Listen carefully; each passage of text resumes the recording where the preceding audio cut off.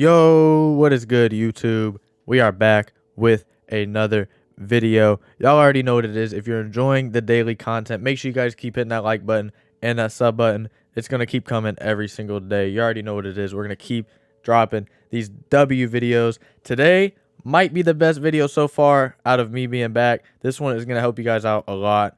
It is going to be on these Bam Adebayo challenges. I don't really know what you would call the challenges. I guess you would call them the season 3 Christmas challenges. I'm not really sure what the exact word for it would be, but it's going to be about getting to this Bam Adebayo as quick as possible. I haven't really grinded these challenges. I've kind of just let most of them come naturally, which if you just play the game, I mean, I don't play it a ton at all.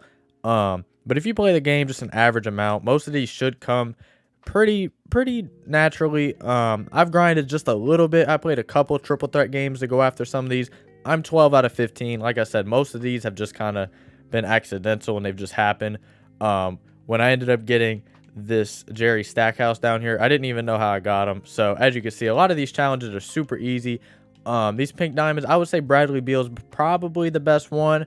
I would say Jaren Jackson would be a close second. Really good looking card. I haven't used them yet. A lot of people don't like his jump shot, but I've always liked Jaren Jackson cards, and based off his stats and his badges, looks like a pretty good card. But nonetheless, let's go ahead and get into the video and explain how you're going to get these challenges done as quick as possible. What we're going to do is we're going to break this down into game 1 and game 2, and then the rest of the challenges are more just going to be where you just let them happen by just honestly grinding through triple threat, offline or online. It wouldn't really matter, but the first 2 games are going to be your solidifying points of getting the hardest ones done, finishing things that won't just, most likely won't happen naturally. So in game 1, the first one, which is obviously going to happen naturally, would be play a game. You're going to be stacking challenges, so you're going to have more than one challenge to do in every game here. So in the game 1, the first thing you're going to do is you're going to have this for play a game for Jaylen Brown. That's obviously just going to happen.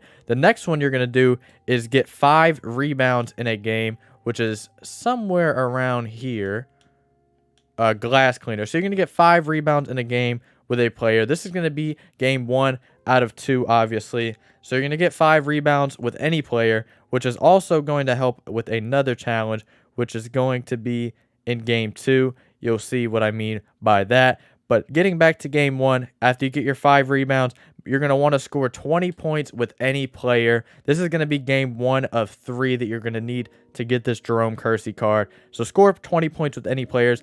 And during that 20 points, you need 4 dunks at some point in that game. Get 4 dunks. So you're going to have to do this 5 times. So this is going to be game 1 out of 5 for your 4 dunks. So get 4 dunks while you're scoring that 20 points with any player. And also, you need 10 points in the paint with any player, which is going to already kind of come naturally with the 4 dunks. You'll just need to make 1 more dunk, which will make that super easy for this Mark Aguirre. So that'll help you with 1 out of 4 on that.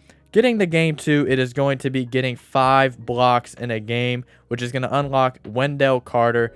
This should be pretty easy. Most of the time, you could just kind of slide back on the AIs. Once again, do all this in triple threat offline. Going to make it super easy. You can just slide back on the AIs most of the time, especially if you haven't played any triple threat offline and your difficulty is low. You could just slide back most of the time and they'll drive to the paint, and then you could just kind of charge at them and you can block it. This is going to be easiest if you're going up against a player that can't shoot the ball. So most of the time it's going to be against the other team's center. Just kind of slide back, and when they drive towards the paint, just kind of charge at them, jump, and I'd say 3 out of 5 times you'll get the block. So by the end of the game, you should be able to easily get the 5 blocks. Getting to the next one is going to be getting a double-double in a game. This is going to unlock you James Harden.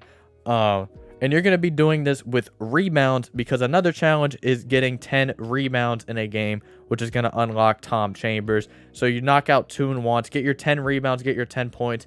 I would say probably do this with the center. You can do it with the guard, but just make sure whatever card you're going to get your 10 rebounds with, make sure nobody else on your team is taller than them. Usually what I like to do is, if I'm going to do it with a guard, I did it with Shea earlier because there was a Shea challenge to get a double-double anyways. So I did it with Shea, and I brought 2 5'10" guards, made it super easy. If you're going to do it with a center, they don't have to be 5'10". Just bring 2 guards that don't, like not a Russell Westbrook, just guards that don't rebound the ball. That'll make that super easy for you. So you get your 10 rebounds, you'll get your Tom Chambers. Getting to the next one, which once I said was going to happen naturally in the second game, is going to be this DeAndre Ayton. Once again, this one just came naturally for me because just playing the game.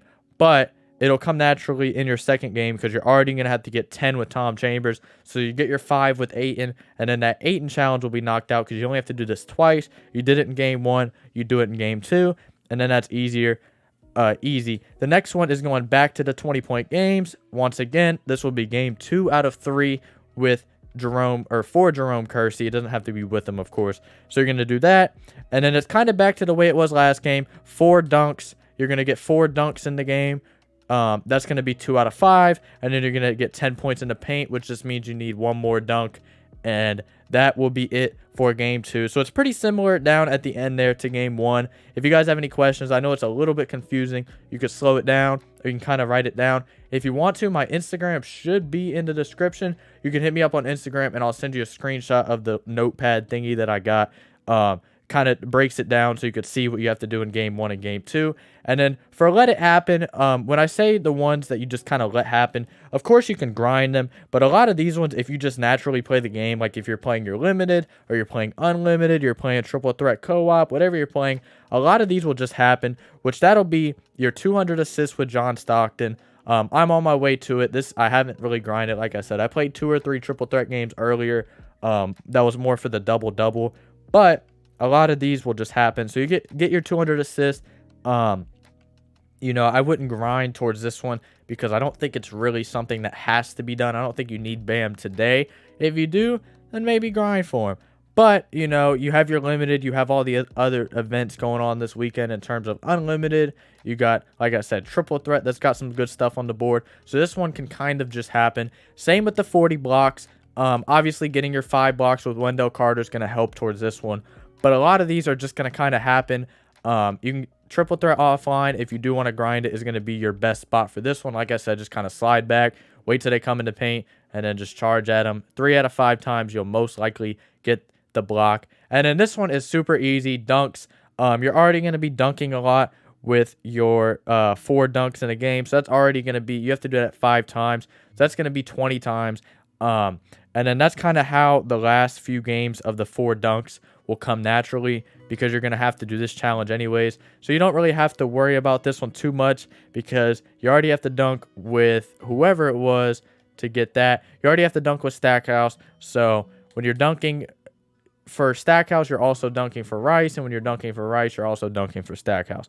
Getting into the next one is going to be scoring 300 points. This one is super easy. I couldn't believe that they gave a Brad Beal card for free like this. 300 points. I mean, that's, what would that be? About, I think, 14 triple threat games in the range. Maybe 15 triple threat games. Obviously, is absolutely nothing. But like I said, this will just happen by playing limited and whatnot. So you don't really have to grind for this one. If you're not going to play limited and you're not going to play anything else, obviously, then you do have to grind. But I don't see why you wouldn't be. And then to make 153s, this one is pretty tough. Because it's going to take a while. Obviously, 153s in a triple threat offline game, you can only hit 7. I would say this is probably the toughest one out of all of them. But the good thing is that, you know, when you're scoring 20 points with a player, you only have to score 10 in the paint when you're doing that. So your other 10 points, you can go towards 3s. And then obviously just playing. This is really going to be the main one that I would say grinding for might not be worth it, because it's just going to take so many triple threat offline games that it's really not going to be worth it. I would really just say go for this one as it happens. You know, if you're close, if you're like 20, 25 threes away, of course, get it done. But 150 if you're just grinding through triple threat, or if you're going to go try to play 5v5 online, maybe you can go do it in domination. You might hit like 50 threes in the game if you're lucky. But I really would say that this one is not going to be one to grind for. Just let this one happen.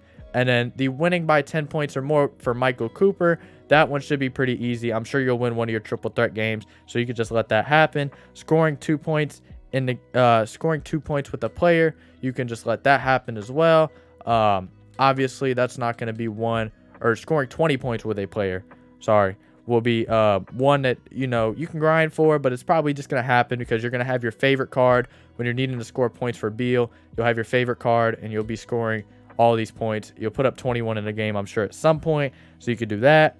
And then 10 points in the paint with a player 4 times. This one is going to be one that will probably just end up happening. You don't really have to grind that one too much just for the last 2. Obviously, you're already going to do it twice in game 1 and game 2.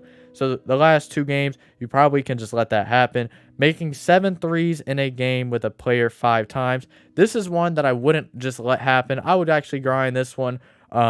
Once again, that'll help you toward your 150 threes that you have to hit. That'll knock out 35 right there. So you could do that. That'll be pretty easy. Take you 5 triple threat offline games. And if you're at the beginning of the board, the difficulty's super easy. You can just, if somebody has a quick jump shot, pass to the corner and just go straight up. And then making 4 dunks in a game with a player 5 times. You're going to have to do the last 3 times of this, but that'll probably just naturally happen when you're going for your 10 points in the paint with a player 4 times. So those are 2 right there that also can just be let happen. If you guys did enjoy this video and it did help you out, make sure you guys hit that like button. Make sure you guys hit that sub button. I know it was pretty confusing. Like I said, I have all this typed out on a little iPhone notepad thing. So if you guys wanted me to send it to you, just hit me up in the comment section with your Instagram and I'll send it to you. But I'm out.